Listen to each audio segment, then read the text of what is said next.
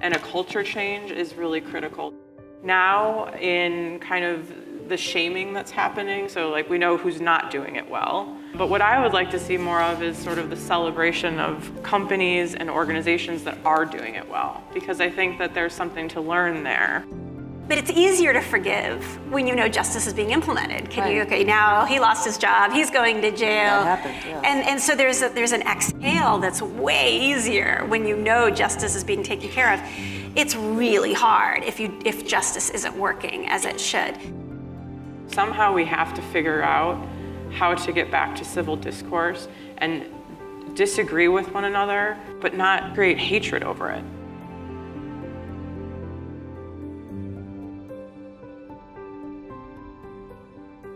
I'm thinking of this quote that says, "The future is female." You stole my quote, Jim.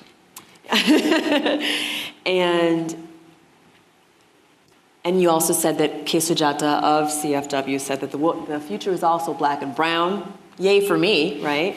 And trans and queer, right? So what are the implications, what are the promises, what are the limitations of this mindset? The future is female, right? And just to give you a little bit of context, I'm asking this question as I think about both how society perpetually and collectively creates this inequality within the whole, and how it's necessary to struggle towards equity. What are your thoughts on this thinking? Well, I guess the first thing I think of is, whenever things change, it means they won't be the same. And when one benefits from how things have been, and I don't mean benefit in the most obvious sense, but even is just comfortable in the way that it has been, even if intellectually they're thinking they want change. Okay. But the reality is that they've been quite comfortable the way things are. That will be jolting, and there may be an initial negative response. Abdu'l-Baha, in one of the Baha'i writings, when talking about race, described that when there is more racial equality, for a brief time, white people will feel as though their equality has been diminished or their power has diminished. But it's not, like, let's say it never changes, in fact, but when this happens and you see less of a gap, it will feel like you've gone down. And it's an immature response, but it's a reactionary response. Right. And this is true with gender equality as well. Acid throwing in Bangladesh, this is where women and girls have maybe rejected the advances of somebody who likes them. And then in retaliation for that, he throws acid on her face to disfigure her. The rates of that have gone up a lot. But the good news is that women are saying no at higher and higher rates. So there's a reaction that's very negative, but it's in response to a positive thing. So, when we talk about the future and where it's going, I just think of this unfortunate but inevitable kind of reaction that sometimes happens. But they'll get over it. Yeah. It just will take time. Yes. I would just add that it's also important to reiterate that this isn't a zero-sum game, that, there is so much to be gained by men for having women, as I said, elevated into different roles. Research shows that, it's very clear that when women have economic stability, that they not only take care of those around them, but their communities. I was just doing a training today about philanthropy, and female-headed households are much more likely to give across the income spectrum than male-headed households. So it's really the social, the SROI, the social return on investment, is very strong. And that's something that's not, while it might be, when we say the future is female, that's good for all of us, right? It's going to be helpful for everybody.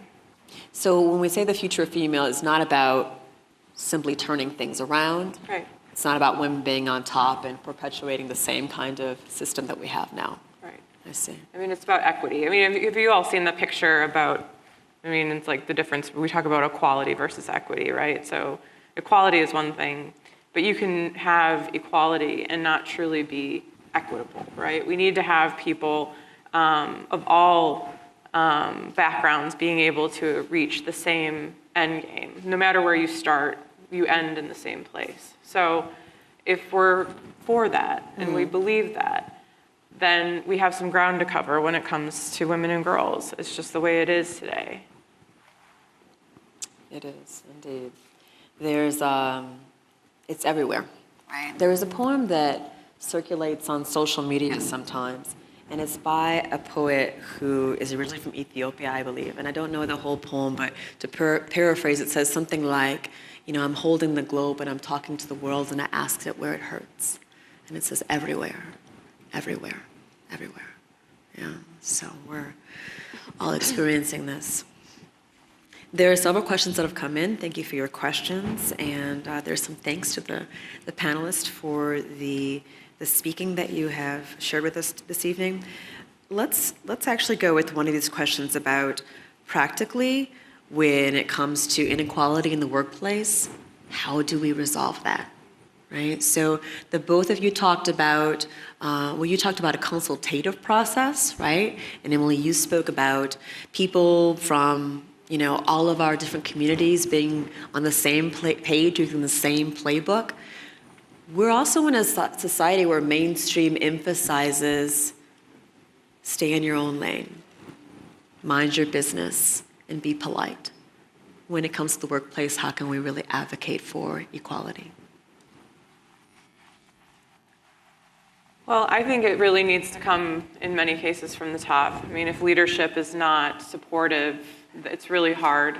So that's part of the reason why with Chicago Foundation for Women, we're so focused on recruiting not just CEOs, but male CEOs. Because we think it's very much important for men to be able to take a leadership role in this. Not to say that women themselves don't have, you know, a say and a role to play, but we all know too well how often when things, you know, are taken, for instance, of sexual harassment to HR, it's not often handled in the way that it should be. And so why is that? And I think what Layli was talking about sort of personal transformation is really important because it's about a culture shift. It's about believing women when they say things and about having men and women in power who are creating a culture within the workplace where everyone is equally valued. So similar to what Layli was saying about the laws only taking us so far, you know, we have laws around equality in the workplace, but we all know that they're not adhered to as much as they should be. And so to have the leadership you know, that's strongly leading by example and a culture change is really critical to see that you know, moves forward. And you see it now in kind of the shaming that's happening. So like we know who's not doing it well. But what I would like to see more of is sort of the celebration of companies and organizations that are doing it well. Because I think that there's something to learn there, right? So if there's a particular place that women are feeling supported and are particularly happy, like what is it about that organization? What is it about that environment that's working so well that we can learn from and emulate in our own organizations? Mm-hmm. And I'll just add a note, by the way, this is not just about women being discriminated against in the workplace, but men too. One of the audience members brought up that women also abuse men. It goes the other way, and that men may not bring it up because we are bigger, we should forget our rights, we are afraid that folks will laugh at us because we should be able to protect ourselves, right? So this is also happening in the workplace. And actually there was a case just recently where a football player or an actor, someone in the media, brought up a case against a woman that had sexually harassed him. Mm-hmm. What are your thoughts on this, Layli? I mean, it's all about power and people abusing their power. And you know, historically and disproportionately, women have suffered. But as I think everyone has stated in different ways, you can fill in the blanks of disempowered groups or individuals at different times. Men in marriages, in workplaces can be disempowered, but it's that abuse of power that is the underlying issue. Mm-hmm.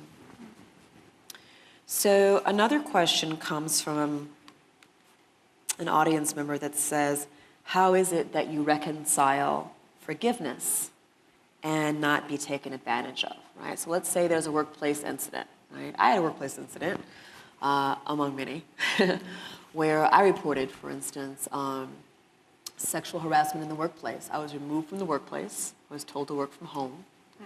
And then I was told to have a private conversation with an HR person who wore sunglasses while we spoke about the details. So I couldn't see his eyes. You know how important that is when connecting with somebody, right? So for me to return to the workplace and reconcile, and this doesn't have to be just in the workplace that you're responding to it, it was difficult to continue to trust that space, right? That system that seemed to punish me for that. How is it that we can forgive without being taken advantage of? I mean, I think that's where justice comes in, and then also setting appropriate boundaries. I mean, I think that one can, so I'll just use your example. I think that, let's say there's sexual harassment in the workplace. One can report to HR, one can file a lawsuit, you can report to police, I mean, depending on the situation. Hopefully there are other advocates. I think also an important aspect of justice, again, allowing that person to not have to hold responsibility for implementing justice, is allyship and others who come in and implement justice on behalf of others. And because it depersonalizes it. When one is in that role, it's unfair to ask them to fix it. It's unfair, and then it allows for that forgiveness that needs to take place.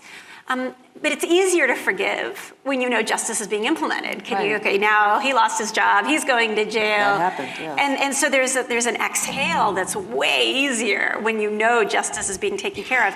It's really hard if justice isn't working as it should. But it's we still have this obligation. When you say taken advantage of, I think that taken advantage of is a very subjective thing. And we have a lot of social worker therapists in our organization, and we're having a lot of internal conversations because I'm a little worried actually that the therapeutic field views like having to look at somebody as being taken advantage of. And I mean, I think if you are not acting like a victim, and if you are truly empowered, and you say, for example, if this is another situation, this person sexually harassed me. I refuse to be in a room alone. That is unsafe for me with this person. That's a condition of my coming to work. But when I'm talking to you in that room with a witness, someone else there, I'm happy with you, and I can talk to you, and I forgive you, and it's totally fine, and we'll deal with work, and we'll talk about that, and I won't hold a grudge, and I won't be passive aggressive or moody. I'll deal exactly, but I'm going to protect myself at the same time. I think, one can protect themselves at the same time. It's not impossible, it's just really hard. Yes. It's just really hard, but it's not impossible. And if we think back to the people we admire most, whether it's Martin Luther King or our own holy scriptures or different people we really admire, they had that capacity to love other parts of that person, to forgive the awful parts, but then also be physically safe and pursue justice at the same time. Right. So you said it's hard but not impossible. And I want to just read a portion of the quote that I think you mentioned earlier when it talked about honey, right? My grandma told me you earn more something with honey. Flies. Yeah, you actually earn a lot more with honey. And people can be truly transformed. There are examples of horrible people who have in fact drastically improved with love. Right. So this quote is by Abdul Baha, and it reads this: should they be unjust toward you, is this the one you're talking about? Show justice towards them. Should they keep aloof from you, attract them to yourselves? Should they show enmity, be friendly towards them? Should they poison your lives, sweeten their souls? That's not the quote, because there's so many, and that's a great one. I love that one, but it's not even the same one. There's so many. It is. We're being reminded a lot of the need to do that, but it's harder to do. It's hard. It's harder to do, and to keep each other accountable for doing so as well. So, speaking of big figures, right, whose hearts can change, someone asked a question about big figures, and I've lost it in the pile somewhere here. Bear with me. So they gave an example, but I'll just hold that. What can you say to someone who still supports a political figure even after they are exposed to be morally bankrupt? I'll take this one. Okay. That's all you, Emily. Well, it's interesting because I was thinking about this as Layli was talking about how we're not even having conversation. We're not letting ourselves get uncomfortable anymore. And then thinking about, not to get overly political, but just how confused so many of us who might be sort of liberal or left-wing leaning were after the results of this most recent election. But then learning at the same time that roughly 80% of white women voted for Donald Trump, if I'm not mistaken. 80% of women of color voted for Hillary Clinton, 43% of white women voted for Donald Trump. And so I was thinking about this a little bit because, I'm on social media a lot, as, go millennials, and I definitely see just how much of a sort of vacuum that we're finding ourselves in time and time again, and just how shocking that was to me to learn about that, because, no women I hang out with voted for Donald Trump. And so I'm thinking about that, and I'm thinking about, well, maybe that's a symptom of me, like not having these conversations. Maybe I'm not putting myself in situations where I can actually sit down across from someone and just learn about them and understand better, what is your motivation, and come without anger, come without judgment. Don't come in the door thinking that you already have all the answers. Because I think for so long, that's what I had been doing. I thought I knew everything, or you make these assumptions. And if someone agrees with you out of 9 out of 10 things, and it's that 10th thing that we're just like, nope, I don't want to have anything to do with you. And somehow we have to figure out how to get back to civil discourse and disagree with one another, but not create hatred over it. It's okay to disagree. I don't know if I answered your question, but I think that, just having the conversation and the willingness to be uncomfortable in the beginning is one of those things. That's, yes, this person might have voted for someone that you find morally, bankrupt, but does that mean that person themselves is? Does that mean that there isn't life experiences or things about them that you have in common? Does that mean that they're not a living, breathing human being like you are on this planet, just trying to do the best that they can in the way that they know how? I agree 100% with what you're saying. And I think, the exact question was, how was that worded? Here. The exact question was, what can you say to someone who still supports a political figure, even after they are exposed to be morally bankrupt? I think you say, hi, how is your day? How are you doing? I think we have to get to know each other and hear each other's perspective in pain, and why is it that you feel strongly about this? Maybe then they'll be interested in why you feel strongly about what you feel strongly about. This is maybe my soapbox for like the last few months actually, but I'm feeling it acutely tonight, is just this idea of stopping to otherize others. And stop being bigots against bigots. We have to be very careful about kind of becoming that which we may be. It's easier to criticize others than it is to criticize ourselves. And I think that we just have to look at ourselves. This is very real for us at the Tahirih Justice Center, because as a nonpartisan organization, every administration in the last 20 years since the Tahirih Justice Center's existence has been an equal opportunity for lawsuits. So we sued Obama many times over his detention of children at the border, and we have brought about 14 lawsuits under this administration about different legal violations that have taken place. It's not a partisan issue, it's an issue of justice, and administrations and Democrats and Republicans have been equal opportunists around failing to comply with human rights law or the Constitution or whatever it may be. And a colleague and I were particularly tested. It was a couple of months ago. We achieved a meeting that all other immigrant rights and women's rights organizations had been blacklisted from. And I won't mention the name of the individual, but before the meeting, we had a pre-meeting to kind of make sure we were on the same page with what our talking points were, and my colleague started crying and said, I don't think I can meet with this person. I think it feels like it violates my morals to have this conversation, to sit in the same room. And then I started crying, mainly because she was crying. And we were really grappling with this issue of dialogue and the fact that you need to mean it. You need to authentically love as much of a person, or at least parts of a person as you can, to have an authentic conversation. And so we were digging deep to find that. And we went into the meeting a little bit scared, and it started off with he showed us a lot of pictures of his grandkids. Looking at grandkids' pictures for a good 20 minutes. That was the first, and we're like, we have kids, you have kids, soccer, ice skating. We ended up bonding on that. And we were referred to this meeting by someone that allowed them to view us as a friend in the meeting, and.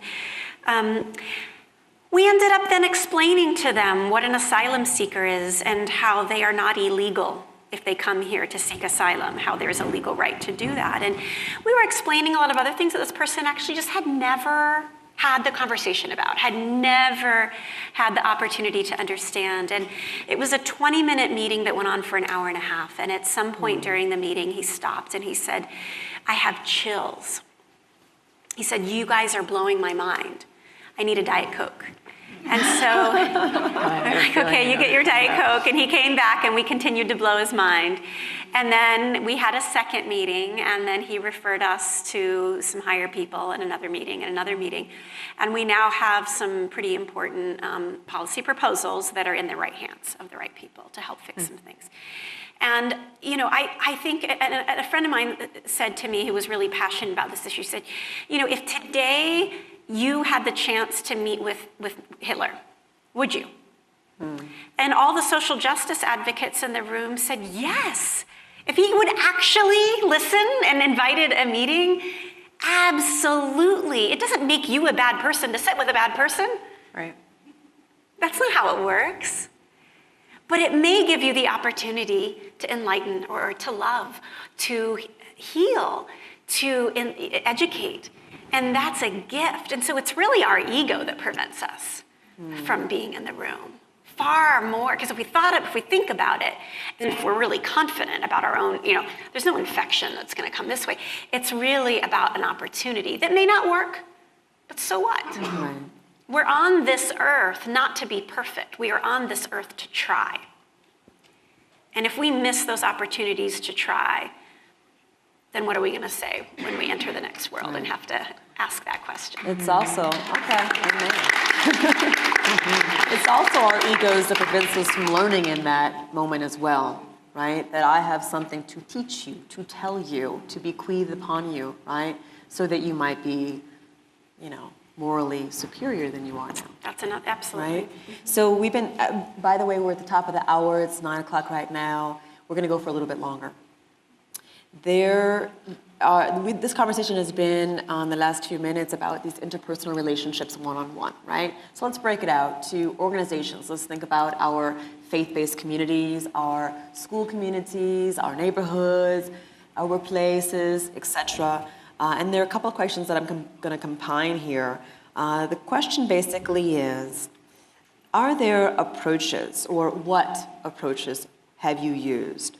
What principles, what strategies have you used? What new models of behavior can you tell us about that you've been working with within your own organizations or otherwise?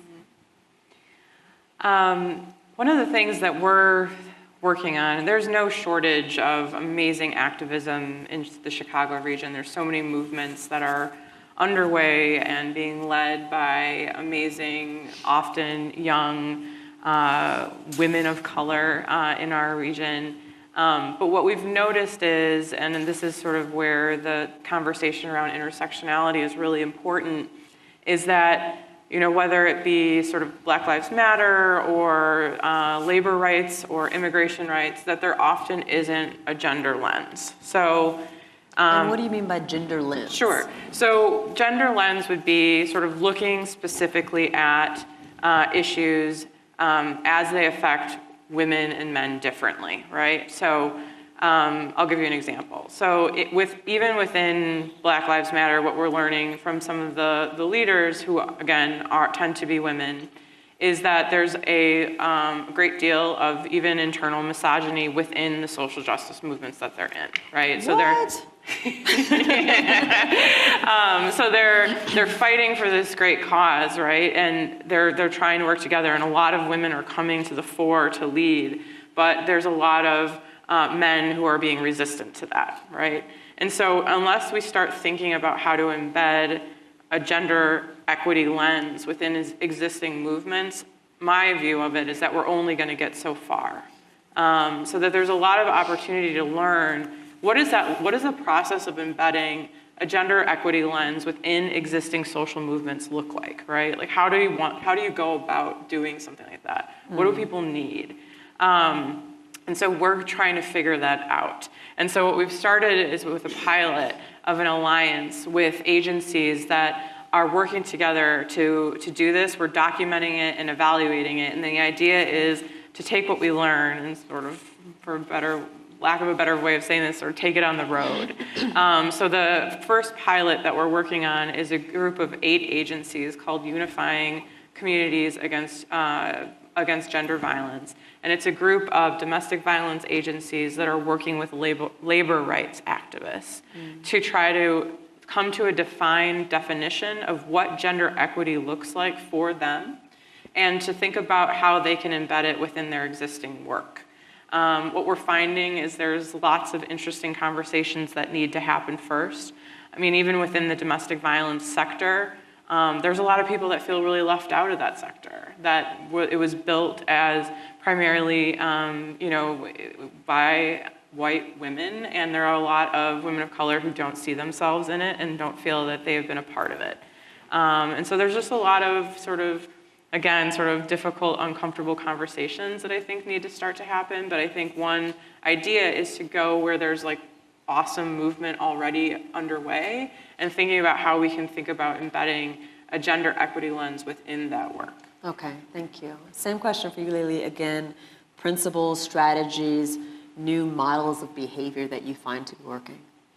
I mean, I think consultation works. And consultation helps to reduce this power dynamic because consultation is about being in the room, putting forth ideas, detaching your ego from the idea and letting it become the property of the group. And when that happens well, it's a beautiful thing to watch that can help wash away a lot of the traditional power dynamics. And so that as a technique, as a tool in social justice movements, the Tahirih Justice Center has 70 staff who are all around the country, and we all just gathered together for a staff-wide retreat, and we had a very long consultation training. And these are hard concepts. It's hard to put yourself out. Particularly lawyers are really bad at it because we were trained to debate, and in debate there's a winner and a loser. I'm married to a lawyer, so I know that. Yes. And then there are techniques around that, like fragmenting a conversation, targeting the one thing to disagree with rather than looking at it the whole. Or seeing, not have unifying appreciation for the things that we do agree with. There are all kinds of techniques that we were literally trained on. And then we win, we are rewarded around in court that don't work in consultation. And so we have to unlearn a lot of these behaviors. And then I'm talking about lawyers, but I think that white people in general have learned a lot of these techniques. And for some, it's just a stupid reason. I was gonna say for some reason, as if there was a profound reason. I've been watching Victoria, this show. It's a PBS series, or I guess it was BBC, but it's on PBS. And I think it's so fascinating because it's during the time of Baha'u'llah. And anyway, and I'm seeing these British behaviors, kind of designed to let you know your place. And I'm like, oh, we still do that. There's a lot of inherited technique, basically, that is the anti-consultation. and we have to unlearn that stuff, this subconscious sense of superiority, these inherited behaviors that are designed to elevate one idea or person over another.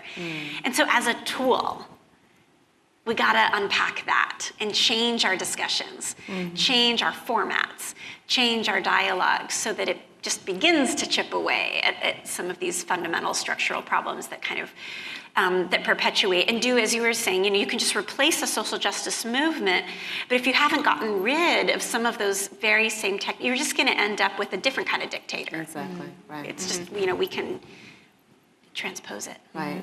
There is this analogy I heard once where you bring, just like water, yeah? You bring oxygen and, is it carbon dioxide, something together, H2O, right? Hydrogen, thank you. Didn't get a great grade in that class. You bring these two diverse things together and you get something totally new. How about that, right? So in terms of new modes of thought, right, whether the strategy, the approach is that gender equity lens and talking about what that means, or consultation, right? There's something new that can emerge there in terms of a model. Let's look very closely at what that is when we do that. So here's a question I'm just going to ask for some audience participation here, because I think it's a bit of trivia. Yeah? Great. Uh-oh. Yeah. I can feel the failure. I'm usually in bed by now, so No pressure.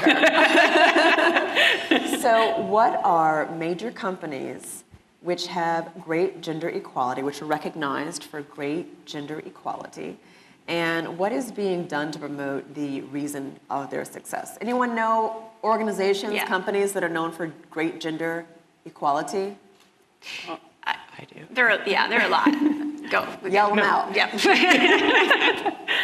Well, I mean, so we're recruiting these champions of change, male champions of change. And so some of the stuff that's being done, there's some really good innovative work. I mean, so Troy Hennicoff, who's one of our male champions, he is the former CEO of Techstars. And so they help incubate and fund with tech startups. And obviously within the tech industry, there's like a big, problem with women entrepreneurs not getting as much VC support. And so VC support? Venture capital. So sort of helping you get your business off the ground with a loan, essentially, or investment. And so Troy Hennicoff, and what he's been doing with his work is having some very transparent goals around sort of, by this date, we want to see this many dollars going to this many women business owners, and also being very transparent about where they're meeting the mark and where they're not. There's also companies that are being very clear about salary transparency. So putting it out there. Who's making what at what levels, and is there a discrepancy by gender? So definitely, I think, I'm definitely happy to share more resources on that too. Yeah, I mean, there are lots of examples, lots of awards. People are doing what I would call prophylactic things around, my own law firm had a daycare facility inside the firm. It was very cute. During Halloween, they would all walk around. And then they had pumping stations for nursing mothers, 6 months maternity leave, actually now a year maternity leave, 6 months paternity leave, a lot of things to try to make it viable. But the problem is, I don't think a lot of it works. And I actually think it's really, really simple. Hours have to change. Hours have to change. Because when I was at the law firm, and I love my firm, loved when I was there, I never felt discriminated. I never felt sexually harassed. The firm bent over backwards for the affinity groups. As a woman, if I said, think we need to pay $1,000 for a speaker and I want to have a fancy lunch, they would be like, yes, go have your lunch with your women. They were just, so bending over backwards to retain women and people of color, and there was so much effort. But the problem was, I was a litigator. And the reality was, if I left before daylight, I knew I wasn't working hard enough. Right. And the reality was, if I wanted to be first chair on a litigation, I had to be in Ohio for 6 weeks for the 2-week federal jury trial, because you've got to be there before and after for the witnesses. And I didn't really care that there was a daycare facility inside the firm, because I didn't want to be at the firm. I didn't want my kid to be at the firm until 7 o'clock at night, which is how late it was open. So all of these wonderful things were happening, but then the problem was the firm couldn't do that because opposing counsel would serve us with documents on New Year's Eve. Because that was how the system worked. That was how the paradigm worked. If I was the client, I wouldn't want me as first chair either, because I would refuse to work that. I mean, there's a paradigm, there's a whole paradigm that just doesn't work. And, you know, the CEO of YouTube is great, because she's Susan Wojcicki, who has 5 children. She has 5 children. And she's the CEO of YouTube in Silicon Valley, where it's notorious for being, you know, but she gets it. Moms want to go home at 5, you know, and dads increasingly, thank God, dads want to go home and see their kids too.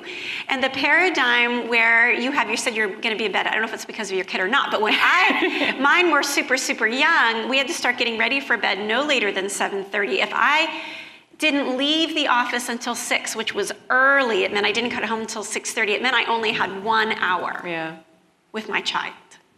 And that's intolerable to most parents. And so we can prophylactically, I think, put all, like, lots of awards, mentorship programs, great lunches, affinity programs, daycare facilities inside, fine.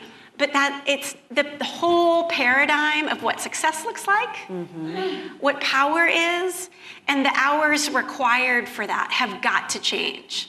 Or we'll continue to have dads who aren't great dads, who want to be, and moms who aren't great moms, who want to be, or who say no more and then exit completely.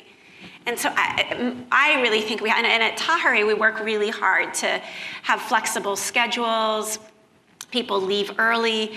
If your kid needs to go to a doctor, there's no sick time, no personal time. Just go help your child. And then we know people will get the work done. Get it done on the weekends if you have to, in the evenings if you have to. We get more out of people, I am convinced, because we let them go home at 4 o'clock and meet their kids at the school bus. They take care of what they need to do, get their kids to bed, and then log back on. Right. Yeah. And until we do that, it's not going to change, because it's not fair to our children, ultimately. Yes. Yeah, I mean, I think the leadership, again, needs to come from the top. I think the CEO of Salesforce had a baby and he took the full paternity leave, and that's really important to show that that's okay, because my husband was a lawyer when we had our baby, and he had a great paternity leave policy, but he didn't take it. Yeah. No, he was a new associate, and he wasn't going to try to do it. No one else was taking it, right? And so that is really, you have to lead by example. And so for the men in the room who have that ability, who are, you're in your position of where you're pretty comfortable in your career, maybe set that example, take that vacation, leave at 4 o'clock to see your kids or your grandkids. I think that's really critical. Right, because if that time change or that work schedule change is only for the benefit of women, right? Yeah. Then it perpetuates in a way this, women are the caretakers. Right. Yeah, And you women have won't these qualities excel in the company. There's just no way, because you're not at the meetings, you're not at the right. It's the whole rhythm of the company that's going to have to change. True. So we're about at time, and my apologies, there are a few questions that we're not going to get to, but I'll end with politics, right?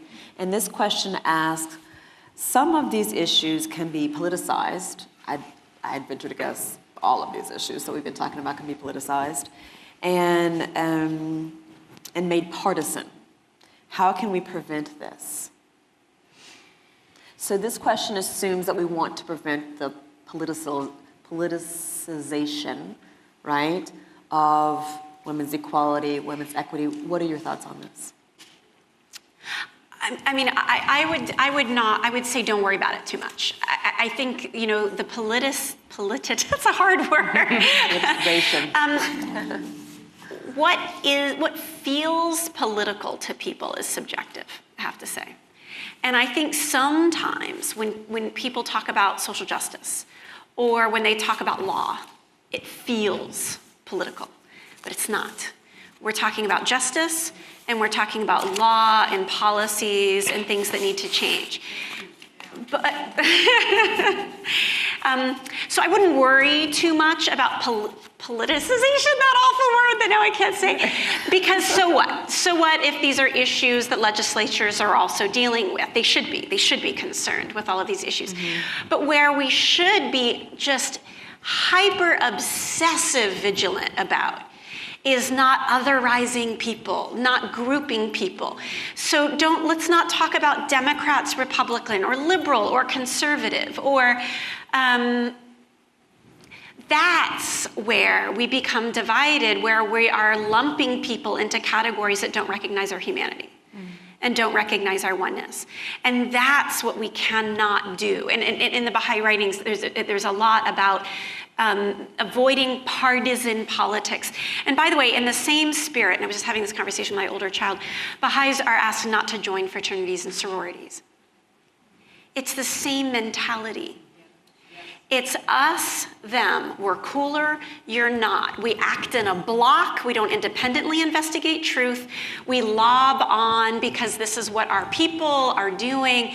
And there are even tests for entering these groups, and then there are secrets within them.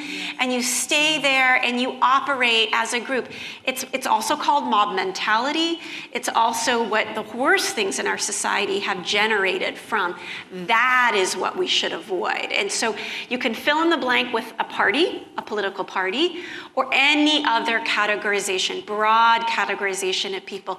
But it's the otherizing and the labeling that divides us and dehumanizes us to each other. That's dangerous. Yeah. So I would say that's what we should worry about, but I don't know, what's political, what's not, I don't care. I'd argue that these people in this room, us talking on this stage about this very topic, is political. It's a political choice. We're talking about change in society and in our hearts, and that is in a sphere of politics or it's in a sphere of a living room. Both. Right. Any final comments to share? I love listening to you, so thank you. And thank you so much for your important role as a facilitator and mentor.